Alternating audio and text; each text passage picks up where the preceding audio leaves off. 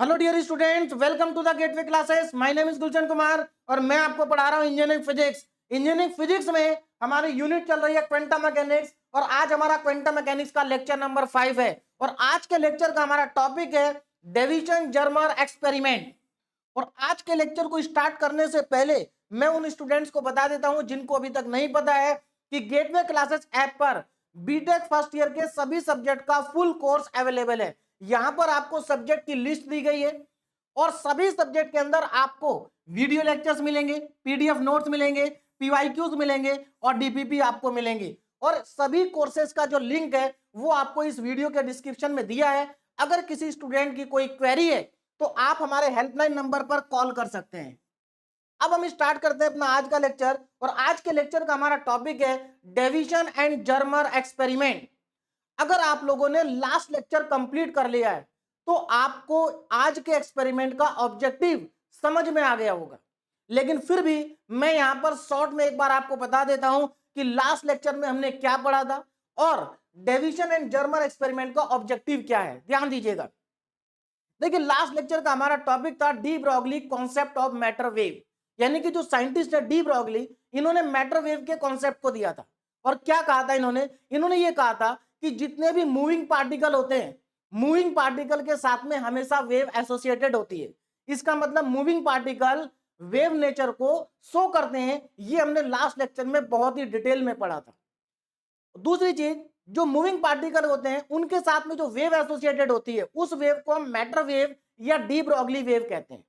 साथ ही साथ वहां पर हमने डी ब्रॉगली वेवलेंथ को कैलकुलेट करने का फॉर्मूला भी पढ़ा था। इसका मतलब यह हुआ कि जो मैटर वेव होती है, मैटर वेव की वेवलेंथ को कैलकुलेट करने का फॉर्मूला भी हम लास्ट लेक्चर में पढ़ चुके हैं de Broglie concept of matter wave में। फॉर्मूला क्या था? Lambda is equal to h upon p.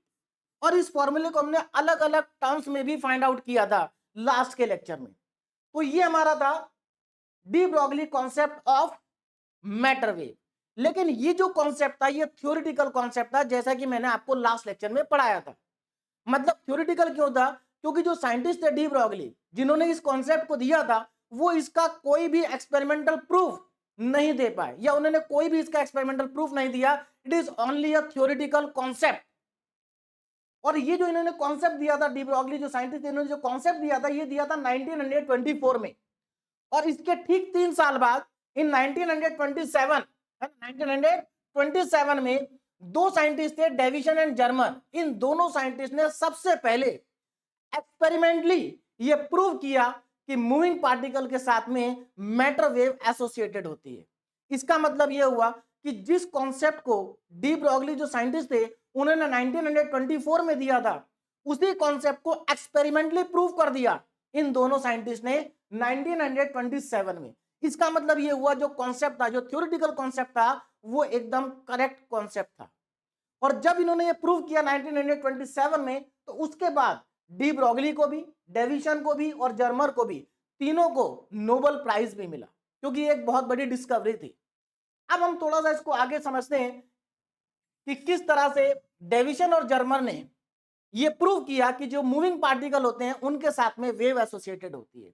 और देखिए, ये तो प्रूव किया ही कि मूविंग पार्टिकल के साथ में वेव एसोसिएटेड होती है, साथ ही साथ एक्सपेरिमेंटली ये भी फाइंड किया कि जो वेव एसोसिएटेड होगी, जो मैटर वेव एसोसिएटेड होगी, उसकी वेवलेंथ कितनी होगी।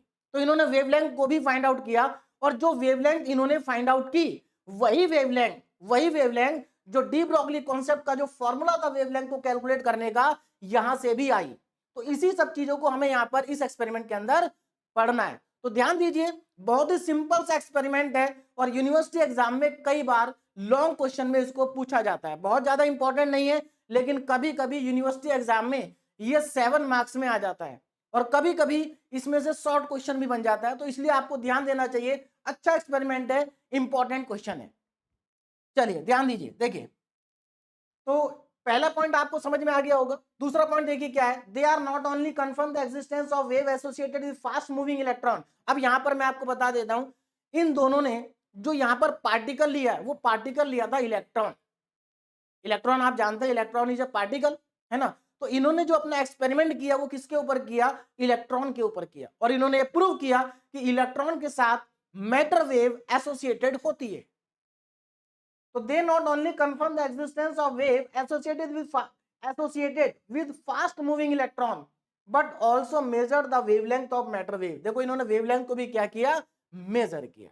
कैसे मेजर किया ये भी हम आगे चल के पढ़ेंगे ना। The experimental setup consist of, अब यहां पर बात हो रही है कि जो ये एक्सपेरिमेंटल सेटअप है ये कैसे बना, यानी कि इन्होंने जो एक्सपेरिमेंटल सेटअप का यूज किया वो सेटअप क्या था, उस सेटअप को एक बात समझ लेते हैं, ध्यान दीजिएगा। देखिए यहां पर सबसे पहले आता है टंगस्टन का फिलामेंट। इन्होंने क्या किया, टंगस्टन के फिलामेंट को एक लो टेंशन, यहाँ एलटीबी का मतलब है, ध्यान दीजिएगा, एलटीबी का मतलब है लो टेंशन बैटरी। इन्होंने टंगस्टन के फिलामेंट को लो टेंशन बैटरी से कनेक्ट कर दिया। और आप अच्छे से जानते हैं कि अगर हम टंगस्टन के फिलामेंट को बैटरी से कनेक्ट करेंगे तो क्या होगा, यहां पर हीट प्रोड्यूस होगी। भाई टंगस्टन का फिलामेंट है तो यहां पर क्या होगा, ये जो फिलामेंट है ये हीट होगा, यानी कि यहां पर इसके अंदर हीट प्रोड्यूस होगी ड्यू टू करंट। तो यहां पर क्या होगी, हीट प्रोड्यूस होगी और हीट की वजह से इस टंगस्टन फिलामेंट में से इलेक्ट्रॉन क्या होंगे, बाहर निकलेंगे। देखिए इलेक्ट्रॉन बाहर क्यों निकलेंगे, जब आप इसको बैटरी से कनेक्ट कर देंगे तो टंगस्टन फिलामेंट हीट होगा, हीट होगा मतलब इलेक्ट्रॉन को एनर्जी मिलेगी, और जब इलेक्ट्रॉन को एनर्जी मिलेगी तो वो क्या करेंगे, अपनी सेल से बाहर निकल जाएंगे। ये आप अच्छे से पढ़ भी चुके हैं केमिस्ट्री में कि अगर इलेक्ट्रॉन को एनर्जी मिलती है तो वो इलेक्ट्रॉन अपनी सेल को छोड़ देते हैं। तो सेम फिनोमेना यहां पर होगा, इलेक्ट्रॉन टंगस्टन से क्या होंगे, फिलामेंट से बाहर निकलेंगे। दूसरा, इस टंगस्टन फिलामेंट के ऊपर एक बेरियम ऑक्साइड की कोटिंग भी होती है। वो इसलिए होती है क्योंकि बेरियम ऑक्साइड एक ऐसा मटेरियल है जिसमें से इलेक्ट्रॉन बहुत तेजी के साथ निकलते हैं, है ना। तो ये मुझे लगता है आपको समझ में आ गया होगा। और ये जो हमारा पूरा का पूरा अरेंजमेंट है बैटरी का और टंगस्टन फिलामेंट का, इसको हम कहते हैं इलेक्ट्रॉन गन। क्या कहते हैं, इलेक्ट्रॉन गन। अब देखिए आगे ना, अब यहां से जो इलेक्ट्रॉन निकलेंगे, यहां से जो इलेक्ट्रॉन निकलेंगे उनकी वेलोसिटी क्या होगी, कम होगी, या कह सकते हैं वो उनका जो एक्सेलरेशन होगा वो भी क्या होगा, कम होगा। दूसरी चीज, इलेक्ट्रॉन की जो डायरेक्शन होगी वो रैंडम होगी, कोई इलेक्ट्रॉन इधर जा रहा होगा, कोई इलेक्ट्रॉन इधर जा रहा होगा। तो इसके लिए इन्होंने क्या किया, एक एनोड को यहां पर कनेक्ट किया। एनोड मतलब यहां पर ये क्या है, एक सिलेंडर है, ये सिलेंडर विद फाइन होल, ये एक सिलेंडर है और इसके अंदर एक फाइन होल है। और इस सिलेंडर को इन्होंने एक हाई टेंशन बैटरी से कनेक्ट कर दिया। हाई टेंशन बैटरी से क्या किया, कनेक्ट किया। ध्यान दीजिएगा, ये लो टेंशन बैटरी है, ये हाई टेंशन बैटरी है ना। और इस हाई टेंशन बैटरी का जो पॉजिटिव टर्मिनल है वो सिलेंडर के साथ क्या है, अटैच है। इसका मतलब ये एनोड का काम करेगा। अब जरा ध्यान देना, यहां से इस फिलामेंट से जो इलेक्ट्रॉन बाहर निकल रहे थे या इस इलेक्ट्रॉन गन से जो इलेक्ट्रॉन बाहर निकलेंगे, इलेक्ट्रॉन के पास होता है नेगेटिव चार्ज और यहां पर ये एनोड है पॉजिटिव चार्ज। तो सीधी सी बात है, जितने भी इलेक्ट्रॉन यहां से निकलेंगे वो पॉजिटिव चार्ज की तरफ अट्रैक्ट होंगे। कहने का मतलब ये यहां से जितने भी इलेक्ट्रॉन निकल रहे थे ये सारे इलेक्ट्रॉन एनोड की तरफ जाएंगे और इलेक्ट्रॉन की जो वेलोसिटी है या जो एक्सिलरेशन है वो बहुत तेजी के साथ इंक्रीज करेगा। तो इसका क्या बेनिफिट हुआ, देखो इसके दो फायदे हुए। एक तो इलेक्ट्रॉन की वेलोसिटी बढ़ गई, दूसरा जो इलेक्ट्रॉन थे वो एक बीम की फॉर्म में आ गए।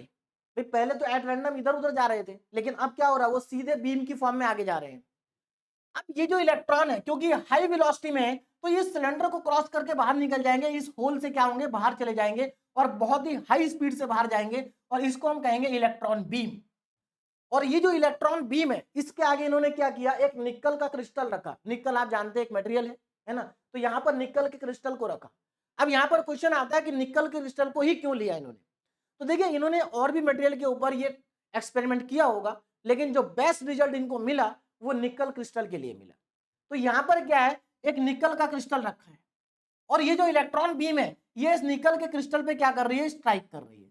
सीधी सी बात है, जो निकल का क्रिस्टल होगा इसके अंदर एटम्स की लेयर होंगी।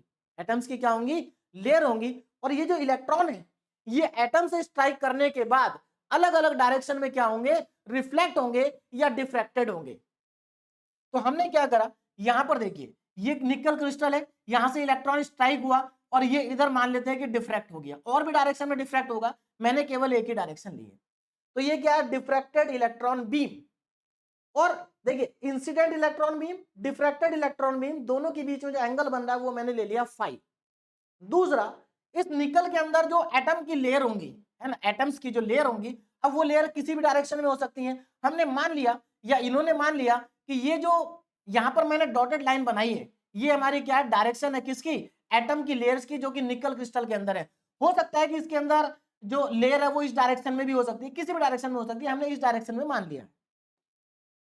बात समझ में आ रही है? यानी कि यहां पर ये क्या है, एटम के लेयर्स की डायरेक्शन है। ठीक, अब देखो जरा, ये डिफ्रैक्टेड इलेक्ट्रॉन बीम है जो कि इधर डिफ्रैक्ट होकर आ रही है, और यहां पर ध्यान दीजिए, यहां पर क्या है, एक मूवेबल कलेक्टर लगा हुआ है। क्या है? Movable collector. अब इसका काम क्या होता है? इसका काम है इलेक्ट्रॉन को कलेक्ट करना, यानी कि यहां से जो इलेक्ट्रॉन स्ट्राइक करके आएगा वो इस मूवेबल कलेक्टर से पास होगा। क्लियर है? तो ये हमारा क्या हो गया, मूवेबल कलेक्टर हो गया। और ये जो मूवेबल कलेक्टर है ये सर्कुलर स्केल पर क्या कर सकता है, रोटेट कर सकता है। इस सर्कुलर स्केल पर रोटेट कर सकता है। ये एक सर्कुलर स्केल है जिसपे मूवेबल कलेक्टर क्या होगा, रोटेट कर सकता है। अब जरा ध्यान देना, इस मूवेबल कलेक्टर के साथ में गैल्वेनोमीटर भी कनेक्टेड है। गैल्वेनोमीटर भी क्या है, कनेक्टेड है। अब देखिए गैल्वेनोमीटर का काम क्या होता है, गैल्वेनोमीटर का काम होता है करंट को डिटेक्ट करना, है ना।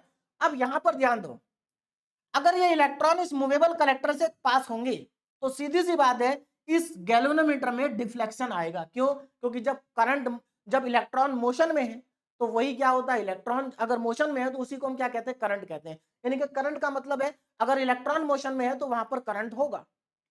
तो ये गैल्वेनोमीटर क्या करेगा, उस करंट को डिटेक्ट करेगा। बोलो बात समझ में आ गई? अब देखिए आगे, अब यहां से ये पूरा एक्सपेरिमेंट, अब देखिए ये पूरा का पूरा एक्सपेरिमेंट है, इसको इन्होंने एक वैक्यूम चैम्बर के अंदर रखा है। वैक्यूम चैम्बर के अंदर क्यों रखा है? क्योंकि देखिए यहां पर जो इलेक्ट्रॉन्स है, यहां पर जो इलेक्ट्रॉन्स है, अगर मान लीजिए वैक्यूम नहीं है, इसके अंदर एयर है, अगर इसके अंदर एयर होगी तो ये इलेक्ट्रॉन एयर मॉलिक्यूल के साथ भी स्ट्राइक कर सकते हैं। यानी कि एयर मॉलिक्यूल्स और इलेक्ट्रॉन के बीच में अट्रैक्शन या रिफ्लेक्शन हो सकता है ना, अट्रैक्शन या रिपल्सन हो सकता है। तो इसीलिए इन्होंने चैम्बर को जो लिया है वो पूरा वैक्यूम लिया है, जिससे कि कोई भी डिस्टरबेंस ना हो इलेक्ट्रॉन के लिए। अब इनको कैसे पता चला कि ये जो इलेक्ट्रॉन यहां पर आ रहे हैं इनके साथ में वेव भी एसोसिएटेड है? ध्यान दीजिएगा, इंपॉर्टेंट पॉइंट है कि इनको कैसे पता चला कि इसके साथ वेव एसोसिएटेड है। तो ध्यान दो, इसका रीजन क्या है। देखिए यहां पर जब ये इलेक्ट्रॉन डिफ्लेक्ट होकर के आया, मान लेते हैं इलेक्ट्रॉन जो यहां से डिफ्लेक्ट होकर आया वो इलेक्ट्रॉन इस पॉइंट पर क्या कर रहा है, स्ट्राइक कर रहा है। इस पॉइंट पर क्या कर रहा है, स्ट्राइक कर रहा है। तो सीधी सी बात है गैल्वेनोमीटर डिफ्लेक्शन शो करेगा। लेकिन इन्होंने क्या ऑब्जर्व किया कि जिस पॉइंट पर इलेक्ट्रॉन स्ट्राइक नहीं कर रहा है, मान लीजिए इस पॉइंट पर इलेक्ट्रॉन स्ट्राइक नहीं कर रहा, लेकिन जब ये गैल्वेनोमीटर इस पॉइंट पर आता है तो गैल्वेनोमीटर यहां पर भी डिफ्लेक्शन शो करता है। बात समझ में आ रही? देखिए जिस पॉइंट पर इलेक्ट्रॉन स्ट्राइक कर रहा है वहां तो डिफ्लेक्शन आ ही रहा है, जहां पर स्ट्राइक नहीं कर रहा है वहां पर भी डिफ्लेक्शन आ रहा है। बात समझ में आ रही है? देखिए मान लीजिए इस पॉइंट पर इलेक्ट्रॉन ने स्ट्राइक नहीं किया, लेकिन इस पॉइंट पर भी गैल्वेनोमीटर में क्या आ रहा है, डिफ्लेक्शन आ रहा है। तो इसका क्या रीजन है? भाई डिफ्लेक्शन केवल वहीं पर आना चाहिए ना जहां पर इलेक्ट्रॉन है, डिफ्लेक्शन वहां क्यों आ रहा है जहां पर इलेक्ट्रॉन नहीं है? तो इसका क्या मतलब है? इसका मतलब ये है कि इस इलेक्ट्रॉन के साथ में क्या है, वेव एसोसिएटेड है। और और दूसरी चीज देखिए, यहां पर इन्होंने क्या ऑब्जर्व किया, यहां पर क्या ऑब्जर्व किया कि यहां पर इंटरफ्रेंस, कंस्ट्रक्टिव इंटरफ्रेंस और डिस्ट्रक्टिव इंटरफ्रेंस हो रहा था। और आप अच्छे से जानते हैं, आप पढ़ भी चुके हैं क्लास 11 12th में कि कंस्ट्रक्टिव इंटरफ्रेंस और डिस्ट्रक्टिव इंटरफ्रेंस वेव के केस में ही होता है। तो इस एक्सपेरिमेंट का जो कंक्लूजन निकला वो यही निकला कि जो इलेक्ट्रॉन होते हैं उनके साथ में वेव एसोसिएटेड होती है। तो मुझे लगता है आपको बात समझ में आ गई होगी। और यही सब कुछ यहां पर देखो लिखा हुआ है। The experimental setup consist of an electron gun, ये इलेक्ट्रॉन गन हो गई, हैविंग टंगस्टन फिलामेंट, ये टंगस्टन का फिलामेंट हो गया, which is heated by passing electric current from low tension battery. तो ये मैं सब आपको बता चुका हूं कि ये जो टंगस्टन का फिलामेंट है ये इस लो टेंशन बैटरी की हेल्प से क्या होगा, हीट होगा। Now due to thermionic emission, अब देखिए थर्मियोनिक एमिशन का मतलब क्या है, यहां से इलेक्ट्रॉन बाहर निकल रहे हैं, क्यों निकल रहे हैं, क्योंकि ये हीट हो रहा है। तो देखिए हीट करने से अगर इलेक्ट्रॉन बाहर निकलते हैं तो उसको हम कहते हैं थर्मियोनिक एमिशन, उस प्रोसेस का नाम होता है थर्मियोनिक एमिशन। तो due to thermionic emission electrons are emitted by the filament and these electrons are then accelerated under the potential difference provided by the high tension battery। भाई यहां से जो इलेक्ट्रॉन बाहर निकल रहे हैं इन इलेक्ट्रॉन को एसिलेट कैसे कर रहे हैं, इस हाई टेंशन बैटरी की हेल्प से एसिलेट कर रहे हैं, मतलब वेलोसिटी भी क्या हो रही है, इंक्रीज हो रही है। आगे चलते हैं, the narrow beam of electron come out from the cylinder is allowed to fall on the surface of nickel crystal. तो यही तो मैंने आपको बताया कि यहां से जो इलेक्ट्रॉन बीम निकलेगी वो निकल क्रिस्टल के ऊपर क्या करेगी, स्ट्राइक करेगी।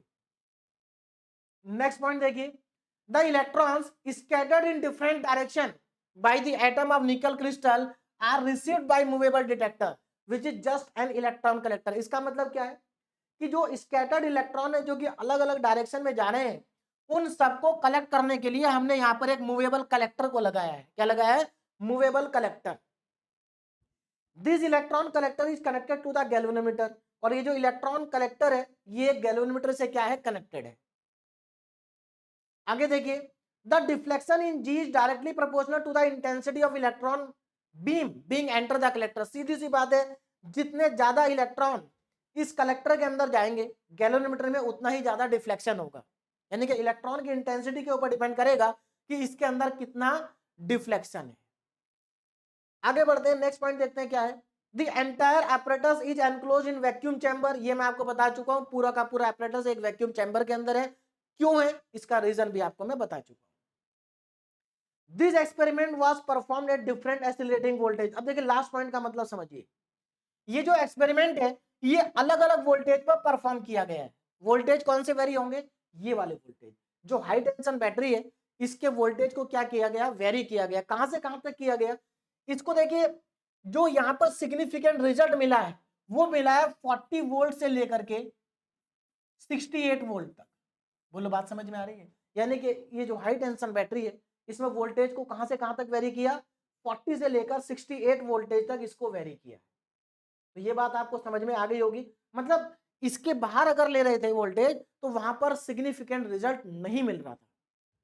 तो लास्ट वाला पॉइंट को समझिए, this experiment was performed at different accelerating voltage but significant intensity of electron was observed around 44 and 68 volt. मतलब देखिए मैंने वहां पर 40 लिखा था, यहां पर 44 लिखा है। एक्चुअल में जो स्टार्ट हुआ था वो 40 से ही हुआ, तो आप 44 40 कुछ भी लिख सकते हैं। मेन जो रिजल्ट है वो आपका इसी रेंज के अंदर मिलता है, मतलब सिग्निफिकेंट रिजल्ट इसी रेंज के अंदर मिलता है।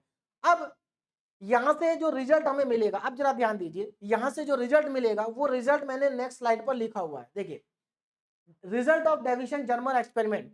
देखिए एक दो बार यूनिवर्सिटी एग्जाम में इस तरह का क्वेश्चन पूछा गया है कि what was the observation from Davisson Germer experiment. Davisson Germer experiment का क्या ऑब्जर्वेशन है या रिजल्ट क्या है।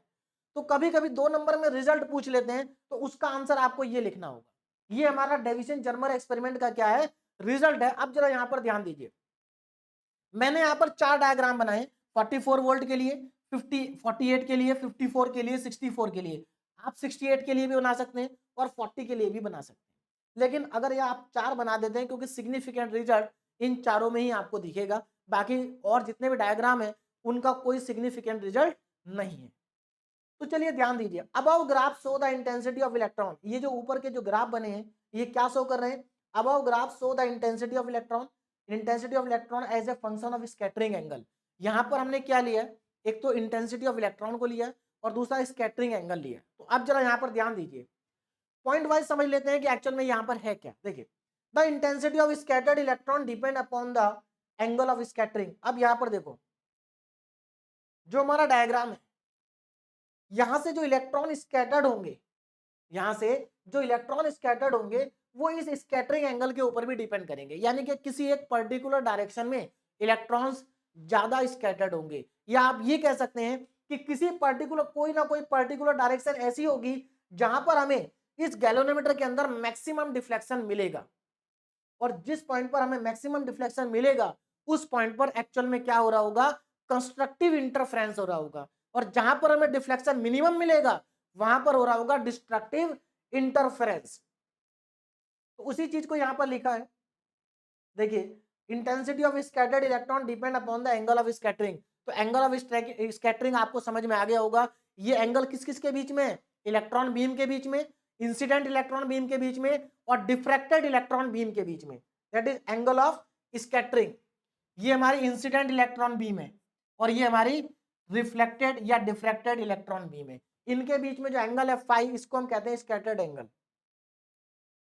नाउ अब bump begin to appear in the curve at 44 volt. अब जरा यहां पर इस ग्राफ को समझते हैं। इनको देखिए, एक्चुअल में क्या है, 40 वोल्ट से हम इस एक्सपेरिमेंट को स्टार्ट करते हैं, लेकिन 40 वोल्ट पे जो हमें ग्राफ मिलता है वो एकदम स्ट्रेट मिलता है। मतलब उसमें कोई, स्ट्रेट का मतलब है उसमें कोई भी हमें मैक्सिमम इंटेंसिटी या मिनिमम इंटेंसिटी वाला केस नहीं मिलता।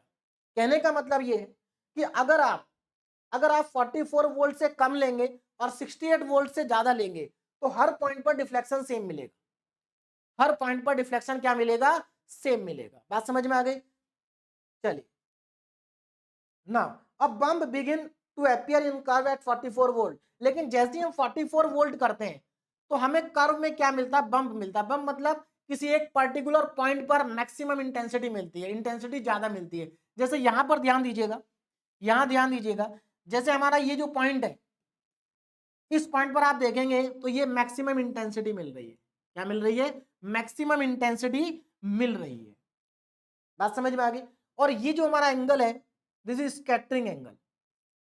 ये क्या है, ये हमारा है स्कैटरिंग एंगल। तो किसी पर्टिकुलर एंगल पर, किसी पर्टिकुलर एंगल पर हमें डिफ्लेक्शन क्या मिलता है, मैक्सिमम मिलता है 44 वोल्ट पे।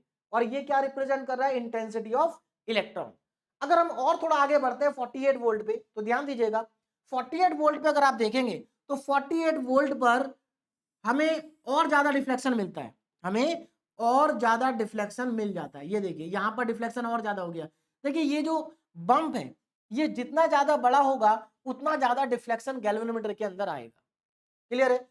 और यहां पर ये हमारा हो गया स्कैटरिंग एंगल, और ये ग्राफ हमारा शो कर रहा है इंटेंसिटी ऑफ इलेक्ट्रॉन। यहां पर इंटेंसिटी ऑफ इलेक्ट्रॉन मैक्सिमम है, यहां पर देखो मैक्सिमम है। बात समझ में आ रही? और ये देखिए बम्प इंक्रीज होते जा रहा है, और जब हम पहुंचते हैं 54 वोल्ट पे, है ना, 54 वोल्ट पे, तो हमें सबसे ज्यादा बम्प देखने को मिलता है। देखिए यहां पर सबसे ज्यादा है, यानी कि इस केस में मैक्सिमम डिफ्लेक्शन मिल जाता है। कब? जब वोल्टेज 54 है और स्कैटरिंग एंगल कितना है, 50 डिग्री है, तो उस पर्टिकुलर सिचुएशन में हमें मैक्सिमम डिफ्लेक्शन देखने को मिलता है। उसके बाद अगर वोल्टेज बढ़ाते हैं, 64 करते हैं, तो देखिए ये फिर से डिक्रीज हो गया, और आगे जाएंगे तो और डिक्रीज हो जाएगा, इसके अगर पीछे जाएंगे तो डिक्रीज हो जाएगा। यानी कि मैक्सिमम जो वैल्यू या मैक्सिमम जो डिफ्लेक्शन मिलता है गैल्वेनोमीटर के अंदर, वो मिलता है 50 डिग्री पे और 54 वोल्ट पर। इसका मतलब यहां पर कंस्ट्रक्टिव इंटरफेरेंस हो रहा है, इलेक्ट्रॉन जो है वो वेव नेचर को शो कर रहा है।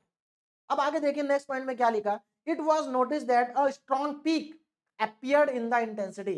मतलब स्ट्रॉन्ग पीक मतलब देखिए यहां पर स्ट्रॉन्ग पीक मिल रहा है, ज्यादा पीक यहां पर मिल रहा है of the scattered electron for an accelerating voltage of 54 volt at a scattering angle 50 degree। Scattering angle कितना है, 50 डिग्री है। नेक्स्ट पॉइंट देखिए, the size of bump start decreasing. ये मैं आपको बता ही चुका हूं, इसके बाद जो साइज है वो डिक्रीज करना स्टार्ट कर देगा।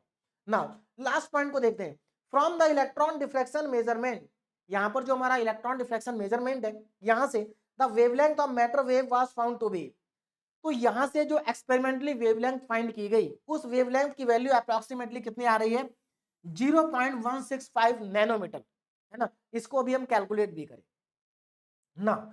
तो इस एक्सपेरिमेंट का कंक्लूजन क्या है, इस रिजल्ट्स का कंक्लूजन क्या है कि the maximum intensity obtain in a particular direction shows the constructive interference. यानी कि अगर किसी पर्टिकुलर डायरेक्शन में इलेक्ट्रॉन की इंटेंसिटी मैक्सिमम मिल रही है, इसका मतलब वहां पर कंस्ट्रक्टिव इंटरफेरेंस हो रहा है, और जो इलेक्ट्रॉन है वो वेव नेचर को रिप्रेजेंट कर रहा है।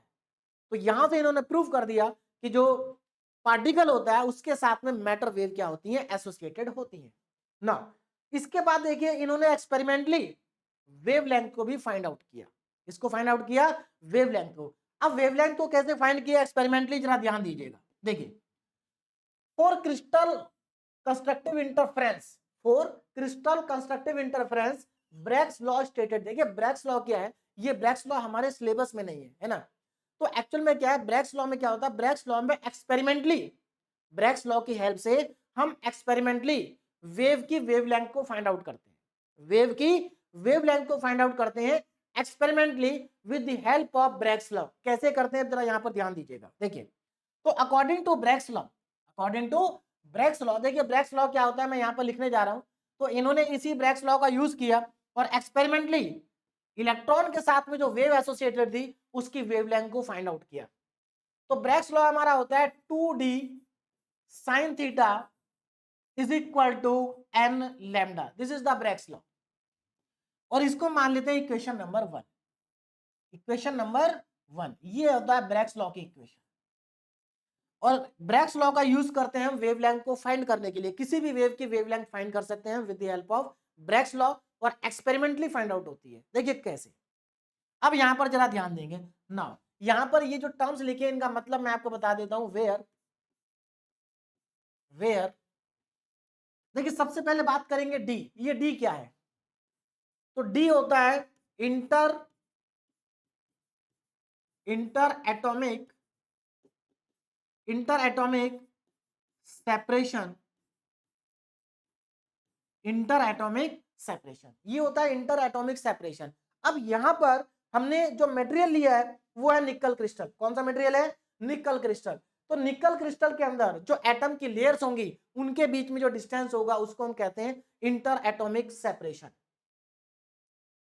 तो यहां पर जो डी है वो क्या है? इंटर एटॉमिक सेपरेशन है फॉर निकल क्रिस्टल। तो क्योंकि यहां पर हमने निकल का क्रिस्टल लिया है तो मैं यहां पर लिख देता हूं फॉर निकल क्रिस्टल। क्लियर है? और इसकी जो वैल्यू होती है, देखिए इसकी वैल्यू आपको ये वैल्यू याद रखनी है। इसकी वैल्यू होती है 0.914 एंगस्ट्रॉम। अब ये वैल्यू कहां से आई? इस वैल्यू को फाइंड किया गया एक्सपेरिमेंटली। भाई एटम के लेयर के बीच का जो डिस्टेंस है वो एक्सपेरिमेंटली ही कैलकुलेट किया जा सकता है। तो एटम के लेयर के बीच का जो डिस्टेंस होता है वो 914 एंगस्ट्रॉम होता है। चलिए, तो डी तो समझ में आ गया ना। उसके बाद बात आती है एन की। देखिए यहां पर आप डायरेक्टली याद रखिए कि एन की वैल्यू यहां पर 1 होगी। एक्चुअल में जो फर्स्ट ऑर्डर का डिफ्लेक्शन होता है, फर्स्ट ऑर्डर का जो डिफ्लेक्शन होता है उसमें एन की वैल्यू 1 होती है। तो यहां पर हमारा फर्स्ट ऑर्डर का ही डिफ्लेक्शन है। उसके बाद यहां पर आता है थीटा। थीटा क्या है? देखिए अब जरा वापस चलते हैं अपने डायग्राम में। थीटा ये रहा। थीटा इज द एंगल, है ना, किस किस के बीच में? इलेक्ट्रॉन बीम के बीच में और एटम की लेयर के बीच का जो एंगल है उसको हम थीटा कहते हैं। देखो ये एंगल फाई है, ये थीटा है, ये थीटा है। इसका मतलब अगर मैं इन तीनों एंगल को ऐड कर दूं तो सम 180 आएगा। क्या आएगा? सम 180 आ जाएगा। तो मैं यहां पर लिख देता हूं फ्रॉम फिगर, है ना, जो हमने फिगर पहले बनाई है उसकी बात कर रहे हैं। From figure theta plus phi equal to 180 degree. और आप जानते हैं फाई कितना है? फाई कितना है? फाई तो 50 डिग्री है। फाई क्या है? 50 डिग्री। तो अब हम यहाँ पर फाई की जगह 50 डिग्री पुट कर देंगे ना। फाई की जगह अगर मैं 50 डिग्री पुट करता हूं तो ये आ जाएगा 2 theta plus 50 is equal to 180 degree. और यहां से अगर मैं थीटा को फाइंड आउट करूं तो थीटा आ जाएगा मेरे पास 65 डिग्री। तो देखो थीटा हमारे पास आ चुका, डी हमें पता है, एन हमें पता है। तो क्या अब हम यहाँ पर लैम्डा फाइंड आउट कर सकते हैं? बिल्कुल कर सकते हैं। देखिए पुट कर रहा हूं मैं ना, पुट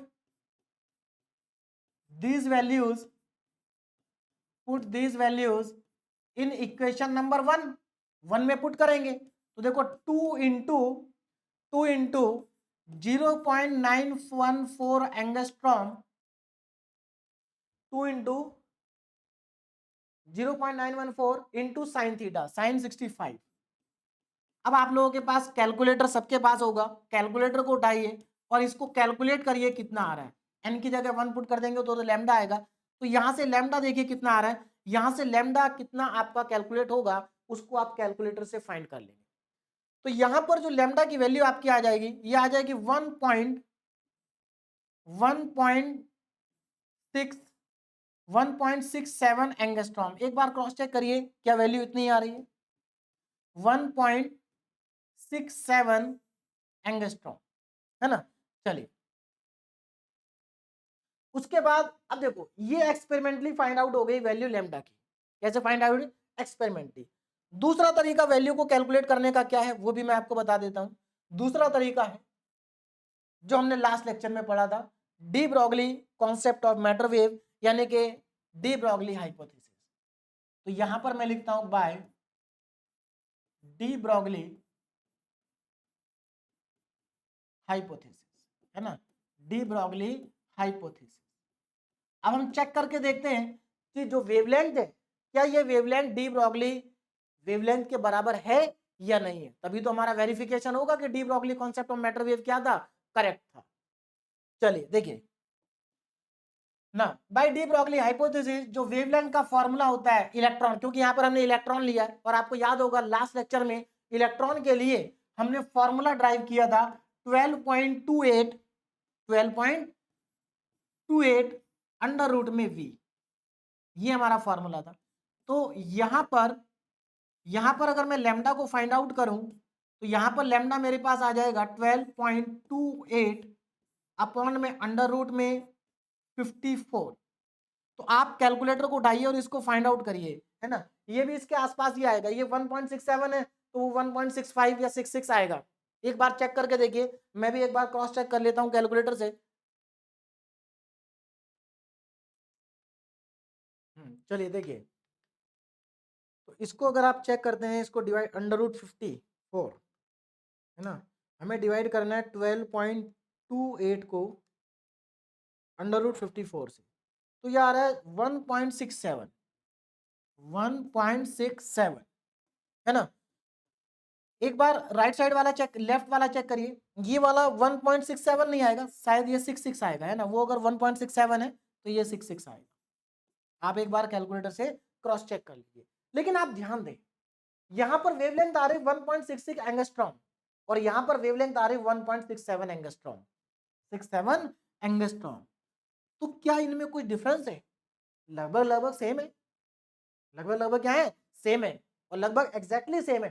केवल पॉइंट के बाद भी देखिए पहली डिजिट सेम है, दूसरी डिजिट में केवल एक नंबर का अंतर आ रहा है। यानी कि कहने का मतलब ये है कि ये जो दोनों वैल्यू हैं ये लगभग हमारी क्या है, सेम है। तो यहां से क्या प्रूव हो जाता है, thus there is an excellent agreement between theoretical value and experimentally obtain value of de Broglie wavelength. देखो, ये थ्योरेटिकल वैल्यू है जो कि डी ब्रॉगली कॉन्सेप्ट से हमने फाइंड आउट की है, और ये एक्सपेरिमेंटली वैल्यू है, एक्सपेरिमेंटली कैलकुलेटेड वैल्यू है, और दोनों वैल्यू सेम है। इसका मतलब ये हुआ कि जितने भी मूविंग पार्टिकल होते हैं उनके साथ में वेव एसोसिएटेड होती है, और वेव की जो वेवलेंथ होती है वो वेवलेंथ भी एग्जैक्टली सेम आती है जो थ्योरेटिकल कॉन्सेप्ट से आती है। तो मुझे लगता है आपको ये एक्सपेरिमेंट अब अच्छे से समझ में आ गया होगा। इस एक्सपेरिमेंट से दो इंपॉर्टेंट क्वेश्चन बनते हैं। जो पहला क्वेश्चन है ये एक शॉर्ट क्वेश्चन है जो कि कई बार यूनिवर्सिटी एग्जाम में पूछा गया है 2 मार्क्स में। क्वेश्चन क्या है, what was the objective of conducting Davisson Germer experiment. तो इसका ऑब्जेक्टिव क्या है? तो मुझे लग रहा है अब आपको ऑब्जेक्टिव समझ में आ गया होगा। ऑब्जेक्टिव ये है कि जो मूविंग पार्टिकल होते हैं उनके साथ में क्या होती है, वेव एसोसिएटेड होती है ना। और बाकी आप इसमें जो रिजल्ट है इस एक्सपेरिमेंट के वो आप लिख सकते हैं। दूसरा क्या है, describe the experiment of Davisson and Germer to demonstrate the wave character of electron. ये एक लॉन्ग क्वेश्चन है जो कि आपसे 7 मार्क्स में पूछा जाएगा। तो इसमें आपको क्या करना होगा, ये पूरा एक्सपेरिमेंट, ये डायग्राम देखिए, इस डायग्राम को बनाने की प्रैक्टिस कर लेना। अगर आपने ये डायग्राम बना दिया तो बाकी थ्योरी को आपको याद करने की जरूरत नहीं है, आप अपने आप लिख सकते हैं, है ना। डायग्राम को देख देख के थ्योरी सारी आप अपने आप लिख सकते हैं, बस आपको डायग्राम बनाने की प्रैक्टिस करनी है। और अगर आप और अच्छे तरीके से अपने आंसर को एक्सप्लेन करना चाहते हैं, आपके पास समय है, तो आप ये रिजल्ट जरूर लिखें, है ना। रिजल्ट आप लिख देंगे तो मुझे लगता है आपको 7 मार्क्स का क्वेश्चन आपका क्या हो जाएगा, कंप्लीट हो जाएगा। तो आज का लेक्चर हमारा यहीं पर कंप्लीट हुआ। अब हम नेक्स्ट लेक्चर में पढ़ेंगे group velocity and phase velocity, जो कि बहुत इंपॉर्टेंट है और लगभग हर साल यूनिवर्सिटी एग्जाम में पूछा जाता है। तो आज आप इस एक्सपेरिमेंट को एक बार अपने आप प्रैक्टिस करें, डायग्राम बनाएं और इसकी थ्योरी को लिखने की कोशिश करें, जिससे कि आपका ये एक क्वेश्चन अच्छे से तैयार हो जाए। Okay, thank you very much.